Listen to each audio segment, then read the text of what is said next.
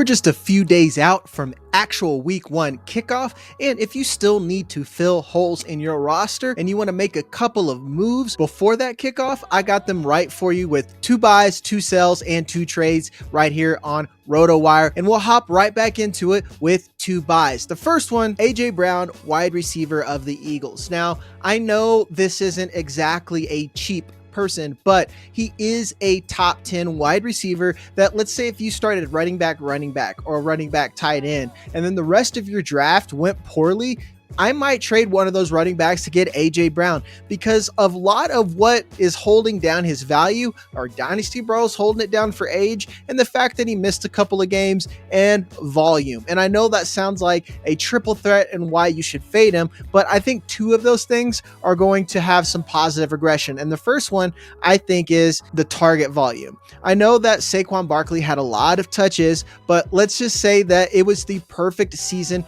for that Eagles offense. I don't expect them to always have that much control during a game, and we should see an uptick in overall passing volume. And then when that does happen, let's look at these key stats for AJ Brown.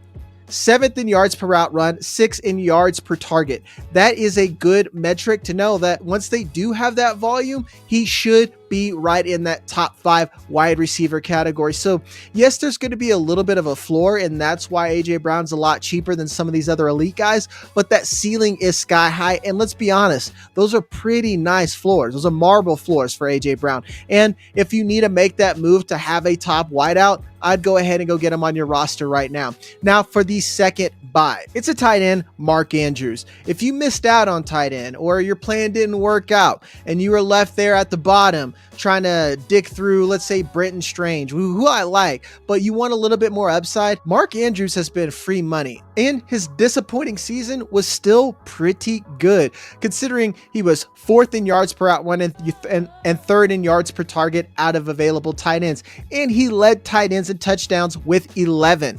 And Isaiah Likely is going to be slow to come back from a foot injury, which is always a nagging thing because you got to put all that weight down and be explosive. And then on top of that, last year Mark Andrews was coming back from an injury. He got in a car wreck. So it seems like these roles are reversed, and there's a lot meat left on the bone for Mark Andrews in an explosive offense that led the entire NFL in total touchdowns. I don't expect them to slow down, and even if they do take a couple of touchdowns off the top, they are still easily a top 3 offense. Mark Andrews could be the tight end that you can get cheaply. They'll separate you from scrambling from playoffs and then being a true week in, week out dominant winner. Now, before we go any further, make sure to hit the like, subscribe button. Every week throughout the season, I'm going to give you buys, sells, and trade targets. I'm also going to give you weekly rankings. We have the whole RotoWire team that is here to help you. And if you want to have access to the tools that are going to help you dominate your league, go over to rotowire.com. Use the code YouTube15 for 15% off all of our subscriptions. That way you can use our trade analyzers, start sit assistants, everything that's going to give you that leg up to dominate. Now we'll jump into it with a couple of sells.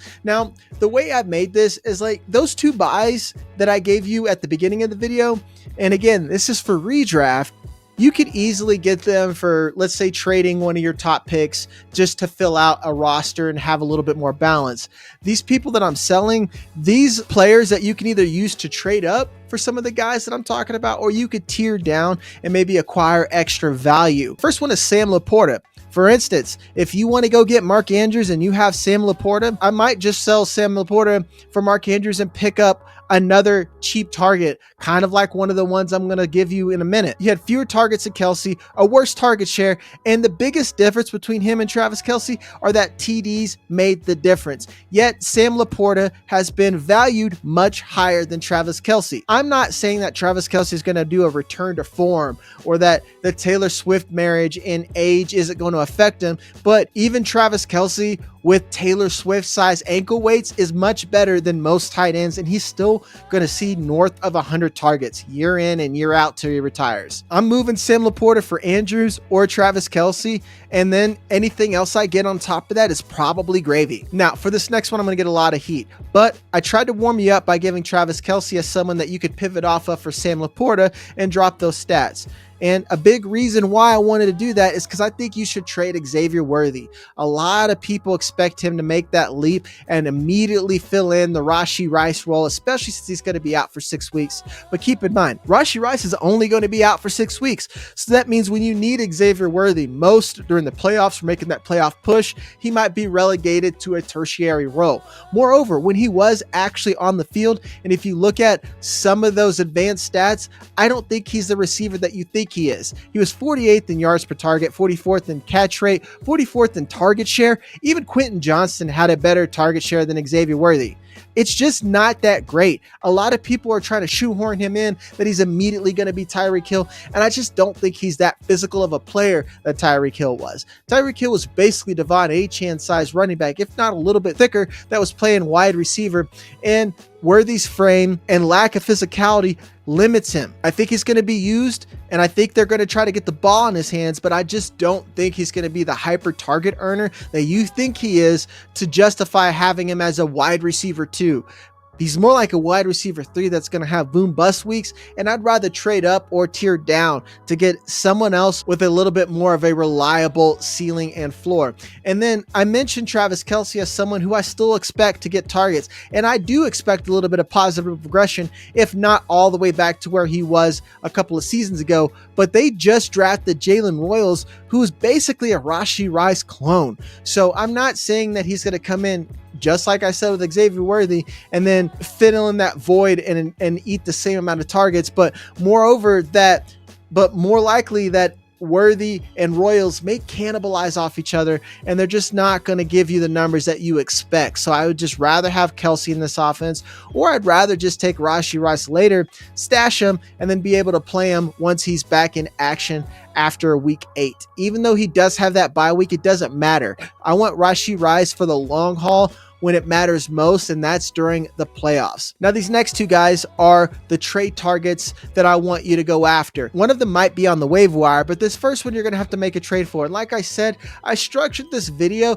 to give you 2 guys that you could just go buy straight across.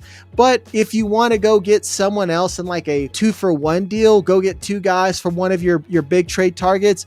I love Jordan Mason for the Vikings.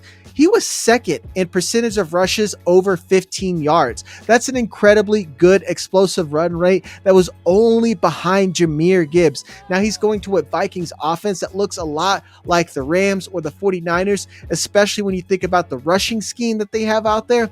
So even with Aaron Jones eating some of those passing targets, I expect Jordan Mason to have a David Montgomery-esque type role that could be a little bit more, seeing as Aaron Jones isn't exactly Jahmyr Gibbs. And that means he could take a lot more of that front seat carries and maybe even eat into some of that passing target share if Aaron Jones does go down. He's someone that I have smashed as an RB3 all through draft time.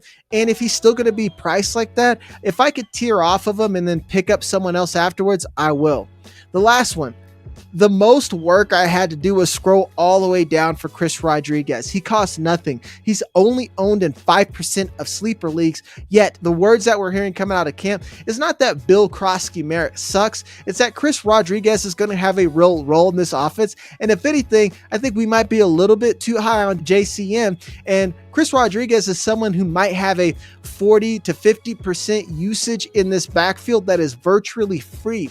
So you could tier down and then pick up someone who's going to be maybe weekly flex value for absolutely nothing. That was 2 buy targets, 2 sells, and then 2 little mini trade targets for you. Again, I'm going to have videos like this for you every week. And then towards the end of the week, I'm going to give you some positional rankings through the rest of the season. If you want more videos like this to get in your feed, hit the like, subscribe button. And if you want access to our tools, go to RotoWire.com and use the code YouTube15. Love you guys. We'll see you on the next one.